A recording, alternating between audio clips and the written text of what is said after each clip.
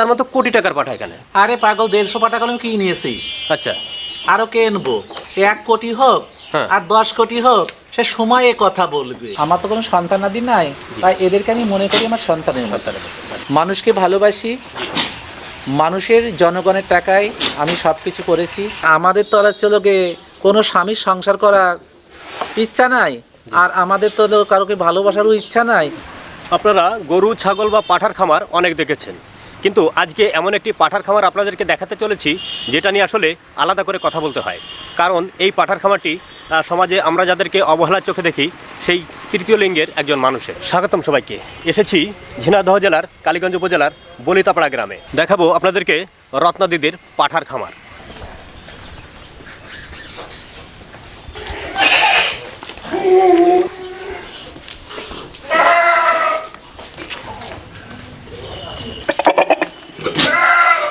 Viewers, এই হচ্ছে রত্না দিদি। দিদি, সব মিলে কেমন আছেন? আমি সব মিলে শারীরিকভাবে আল্লাহর রহমত, পিরলা পিবাবাজির দোয়ায় আমি অনেক ভালো আছি। এই যে দেখছি একটা সুবিশাল পাঠার খামার বলা যায়। হ্যাঁ, কত আগে কিভাবে শুরু করেছেন? আমার প্রথম জীবনে আমার বাসায় 2টো তুতাপুরি পাঠার বাচ্চা হয়েছিল।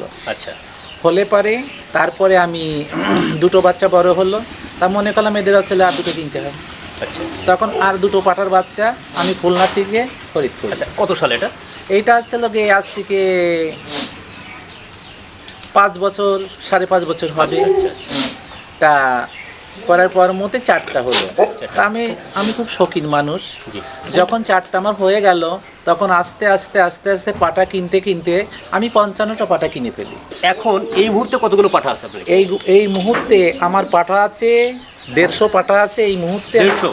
তার মতো কোটি টাকার পাঠা এখানে। আরে পাগল, 150 পাটা কলম কি নিয়েছি, আচ্ছা, আরো কিনবো। 1 কোটি হোক হ্যাঁ। আর 10 কোটি হোক, সে সময়ে কথা বলবে। আচ্ছা, আচ্ছা, আচ্ছা, আমাকে একটু বলেন কোন কোন জাতের পাঠা এখানে আছে? এখানে এই দেখেন হরিয়ান, এটা হরিয়ানা। এই যে হরিয়ান, ওই যে হরিয়ান, ওকে, ওই যে না মারবে। জি। আচ্ছা, ওই যে আমার দুয়াশলা তুতাপুরি, আচ্ছা, এইটাও দুয়াশলা তুতাপুরি। এই যে পিছন দেখা যাচ্ছে, এইটাও দুয়াশলা তুতাপুরি। এইটা রাম ছাগল, আচ্ছা। এই যে শুয়ে পড়েছে, এই যে খাট নিয়ে গিয়েছে, শুয়ে রয়েছে। আর এই যে এইটা তুতাপুরি। এই দেখি বাবা, ওটা তো ওটা ওটা তোমার দেখবে এবারে। ওকে, দাও তো দাও, তোমাকে কেন তোতাপুরি, তাই তো? ওই যে ওইটা হচ্ছে ব্লাড বেঙ্গল। আমাদের ব্ল্যাক বেঙ্গল। হ্যাঁ হ্যাঁ, চমৎকার একটা ব্ল্যাক বেঙ্গল।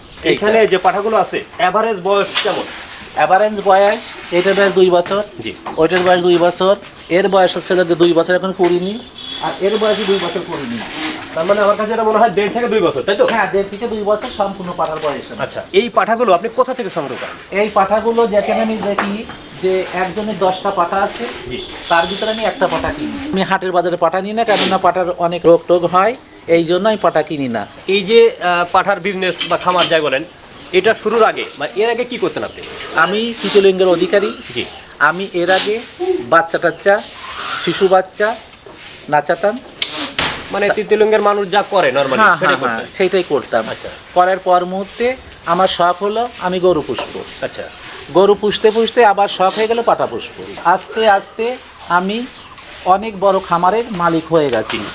গতবার আমার পাটা ছিল 365টা, জি। তা এইবার আছে 400 থেকে 450 পাটা আমি তুলবো। আচ্ছা, এবার আমাকে একটু বলেন যে আপনার আগের জীবন আর এখনকার জীবন, এই পার্থক্য কি দেখেন বা কেমন লাগে? আমার আগের জীবনটাও যেরকম আমাকে ভালো লাগতো, জি। আর আমার তো কোনো সন্তানাদি নাই, তাই এদেরকে আমি মনে করি আমার সন্তানের মতো। সন্তানের মতো। আচ্ছা, তাই আমার সব জীবনই ভালো লাগে। 10টা 12টা ছেলে আমার খামারে কাজ করছে, আচ্ছা, তাদের বেকারতা দূর হচ্ছে, অবশ্যই। হচ্ছে না? জি। 2-5টা মহিলাও কাজ করছে। যখন আমার বাড়ি অনেক পাটা চলে আসবে, তখন তারা বেশি করে লোক এখানে রাখা হবে, তাদেরও জীবিকা নির্বাহ হবে, ওই 2টো পয়সা পেলে আমার জীবিকাও নির্বাহ হবে। এই যে বললেন যে 150-র উপরে পাঠা আছে, হ্যাঁ। এত পাঠার মানে খাবারের ব্যবস্থা কিভাবে করেন আর কি কি খাবার দেন? ছাগলের মেন খাবার ঠান্ডা তরল খাদ্য, 1 নম্বর আখের ইনটেক গুড়, আর হচ্ছে ওর সঙ্গে ভিট লবণ মিক্সড করে ওদেরকে পানি খাওয়াতে হয়। আচ্ছা, এই পানিটা খাওয়াই বেলা 11:30টার সময়। আচ্ছা, আর যখন বেলা 2টো বাজে, তখন তাদের বিচলি, গমের ভুসি আর ছোলা মাড়াই করা আছে, এই ছোলা দিয়ে ওদেরকে খেতে দিই। আর বিকালবেলা ওদেরকে আমি খেতে দিই আপেল, কুমলা, বেদানা, এগুলো নিয়ে কেটে দিই। সকালবেলা কাঁঠালের পাতা এক আটি করে, আর রাত্রে এক আটি করে। দিদি এগুলো তো জীবন্ত প্রাণী, এদের তো রোগ ব্যাধি হতে পারে। এদের মেন সমস্যা ঠান্ডা আচ্ছা, আর পিপিআই রোগ। পিপিআই রোগ, ওকে। এই পিপিআই আর ঠান্ডা আর কলিজা কৃমি, লিভারের সমস্যা আর এই কাশি, এইগুলার থেকে এদের যখন মুক্ত রাখা যাবে, এদের কোনো রোগ ব্যাধি এবং কোনো কিছু এদেরকে আকৃষ্ট করতে পারবে না, আক্রমণ করতে পারবে না। এই যে আমার এই পাটাটা তুতাপুরি, 7 মাস বয়স। মাত্র 7 মাস বয়স? হ্যাঁ, 7 মাস। ভিউয়ার দেখেন, হিউজ একটা বাচ্চা, মাত্র 7 মাস বয়স এটার, তোতাপুরি, তাই না? হ্যাঁ, তো অরিজিনাল আচ্ছা তুতাপুরি। আচ্ছা। এই বাচ্চাটার এই যে আপনি আপনার এই ওয়েদার খারাপ ছিল, জি। তার জন্য এর ঠান্ডা লেগেছে। লাগার পরে এখনো অ্যান্টিবায়োটিক ওষুধ চলছে, আর একটা ওষুধ চলছে, আর একটা, 3টা ওষুধ একসঙ্গে চলছে। তা আল্লাহ রহমত, পীর বাবাজির দোয়ায় এ ভালো।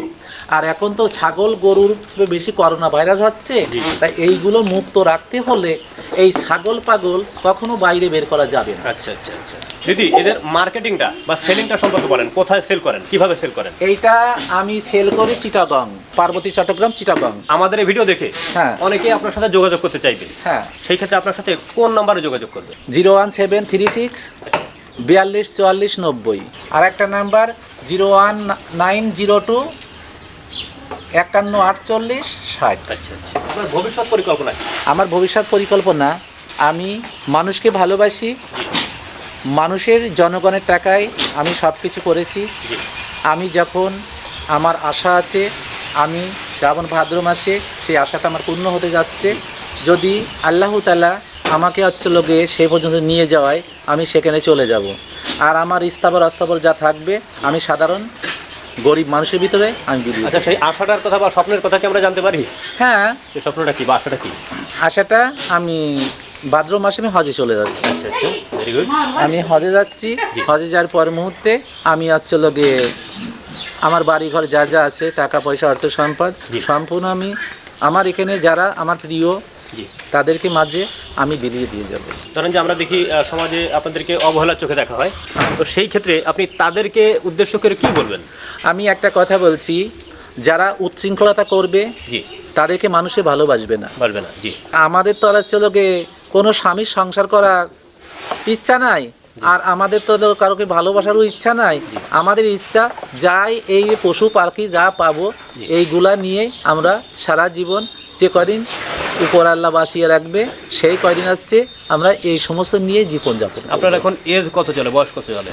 আমার বয়স, আমার জন্ম হয়েছে যুদ্ধর 1 বছর পরে, মানে 72, ওদিকে 28 আর এদিকে হচ্ছে 23, তার মানে 28 23 51 বছর। 51 বছর। আচ্ছা আচ্ছা আচ্ছা। আসলে দিদি আপনার সাথে এতক্ষণ থাকলাম, আপনার এই যে খামার দেখলাম, আপনার জীবনের সংগ্রাম শুনলাম, খুবই ভালো লাগলো। তো ভালো থাকবেন, আবার দেখা হবে। ওকে। দেখালাম রত্না দিদির পাঠার খামার, আশা করি ভালো লেগেছে আপনাদের। আবার দেখা হবে ভিন্ন কোনো স্থানে, ভিন্ন কোনো বিষয় নিয়ে। ততদিনে ভালো থাকবেন, ধন্যবাদ সবাইকে।